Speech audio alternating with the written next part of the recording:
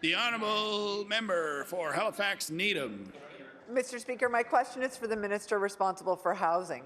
As he would be aware, people in this province are facing an unprecedented housing crunch. And it's not just here in Halifax. We're actually hearing from businesses on the South Shore that can't fill positions, not because they can't find workers, but because the workers can't find a place to live.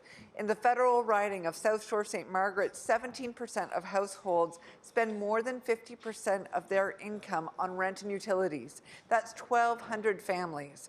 There simply isn't enough affordable housing in this province. Mr. Speaker, will the Minister please table how many new housing units will result from the 3-year action plan under the bilateral housing agreement? The Honourable Minister of Housing, Nova Scotia. Thank you very much, Mr. Speaker, and I thank the honourable member for that question. An important question it is. We know right across this province, it certainly is not just in any one location, it's throughout all municipal areas. Affordable housing has been a discussion for some years, Mr. Speaker. That's why we are pleased to have signed a couple of months back the National Housing Agreement. This will invest many hundreds of millions of dollars in this province, Mr. Speaker, whereby we will work with our partners, whether they be nonprofits, co-ops, Mr. Speaker, or the private sector, to further develop the affordable housing market. Thank you, Mr. Speaker. The honourable member for Halifax Needham. Mr. Speaker, I did not hear the Minister reference a number of new units that will be created.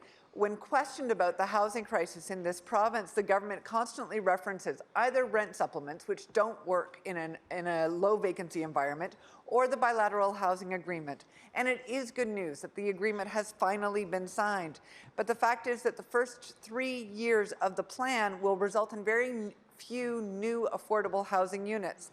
The bulk of the money will go to repairs and renovations. And while we certainly need to fix existing affordable housing units, I'm left to wonder why this situation has been left for so long that there are 3 years and tens of millions of dollars of repairs left that we need to do. Well, Mr. Speaker, will the Minister please table how many social housing units are currently vacant because they're not fit to live in? The Honourable Minister of Housing, Nova Scotia. Thank you very much, Mr. Speaker. As I said, we will continue to work with our partners right across this province to develop. Mr. Speaker, we will be going out with an open and transparent process in the coming weeks around how we will invest with partners right across this province, whether they be the private sector, whether they be not-for-profits, Mr. Speaker. We will continue to do that. We know that there's much work to be done. The first 3 years will invest heavily in the current stock that we have, Mr. Speaker, which will allow, Mr. Speaker, 17,000 Nova Scotians who have a place to call home today to continue to have that place to call home, Mr. Speaker.